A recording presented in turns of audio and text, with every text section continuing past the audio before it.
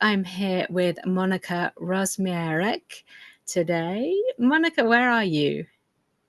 Hi, so I'm calling from the UK, from England to be exact. I see. And you're not originally from the UK?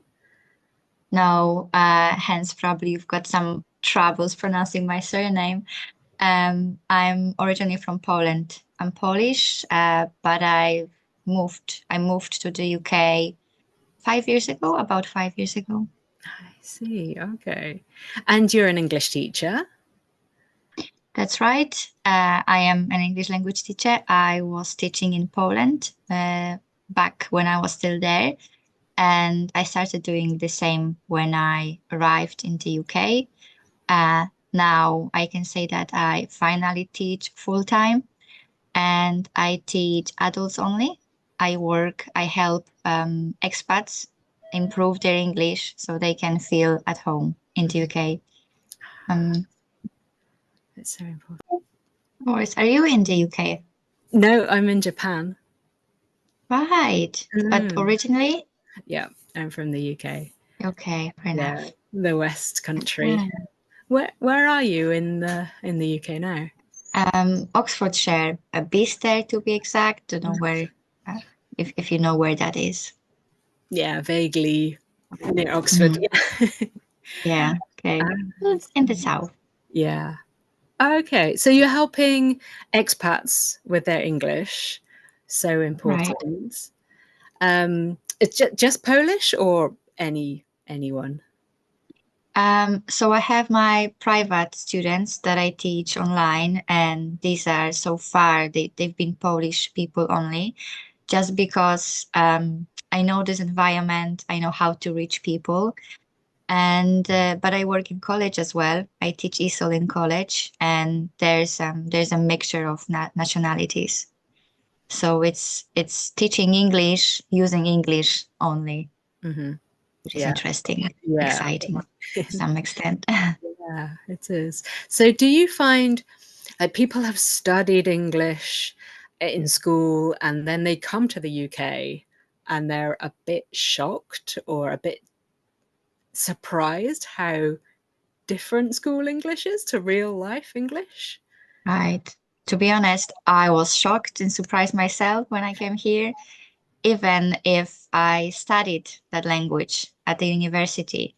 So I was already at a very advanced level, but still understanding native speakers was really hard.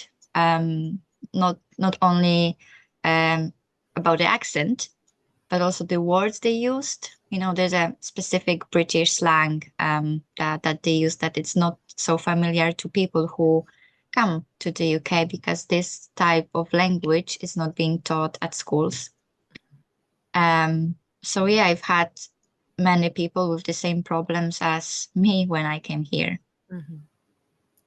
Yeah, so you understand the sort of surprise and what are people talking about? This is not like the books. Yes, yes, I understand the frustration as Mhm, well because mhm. even if your English is really good and you can speak, you can communicate, and then you come here and you suddenly start thinking, I don't know anything. I don't know any English at all. And it is, it is frustrating because you want to feel here at home because you Mm, decided to live here. mm, So I try helping them as much as I can, mhm, um, understanding the British aspects of it as well. mm. Yeah, exactly. Have you got any sort of memorable moments from your teaching or students that sort of stand out in your mind for you?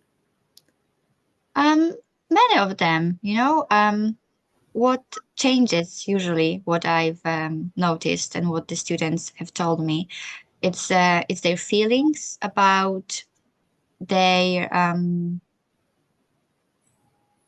their life and their English in general. What I mean is when they came here, they didn't know any English, or they know little, or they knew little English. They didn't have the confidence to open up to speak, and they just felt a bit lonely. Mm, Um, And then after a few lessons or a few months lessons with me, they started feeling more confident. So I think that's the biggest change. Not so much about how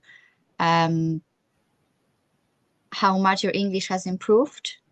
It's more about the confidence and not being scared to speak, not being scared, oh my God, what's going to happen if I don't understand, or if someone doesn't understand me. Just okay, you'll see. This is how you learn. You'll find out. Yeah, that's really important, isn't it? Because often we've got a lot of language inside our heads, but Right. having the confidence to use it and not be afraid of people speaking to you as well, it's the biggest barrier. Exactly, the barrier. I really I like and I don't like this word because it really represents what those people have in their heads and what I've had myself as well. Or the feeling of, the fear of being judged when you use your English. Yeah. This is Yeah. really, really important Yeah. to get rid of. Yeah, it is. And it's something I understand living here in Japan. Yeah, it it's hard, and it's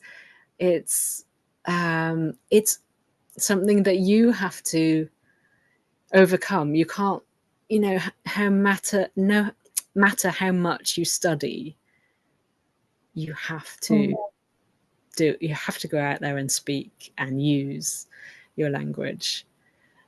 Exactly, because language barriers has nothing to do with the level of your English, the level of your language. It really can happen to anyone. Yep. So that's what people confuse as well. They think that they need to know more, they need to learn more, they need to have more classes, and it turns out it's really not the thing.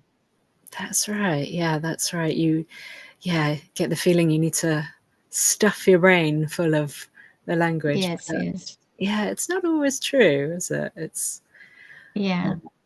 mm-hmm. Yeah, that's why we have people with basic English, but who are more confident and they don't have this language barrier and they can really become independent, which is all right as well, because this is what I think this is all about, you know.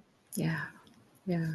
It's interesting to see that in some people. They just talk and they really don't care if their grammar is right or their vocabulary is correct. They just talk.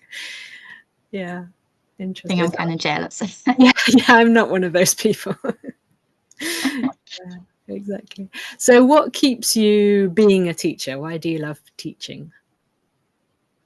It's it's a question hard to answer because I just love it. I mean, I started learning myself when I was 10, and I started learning English at school. And I just immediately fell in love with this language. There was like no hesitations. It's just, yeah, I just liked it. And very early, I started helping my classmates at school. And it's just developed. It's just something that happened so naturally. So then I decided to do it because I really didn't think of anything else I could do. It was like the only thing I knew really, and I liked it. So I mean, why not go for it? Yeah. But living here in the UK, I think I started loving it even more just because I've seen the impact the language has on people, and um, I stopped seeing language only as a pleasure, because here people really need it to live, to communicate. So it was more of like language as a tool, to just help you live really in a Yeah. foreign country. I see. Great. Okay, Monica, it's really great to speak to you today. Thank you. Thank you so much. It's great speaking with you too. No problem. Thank you. Thank you.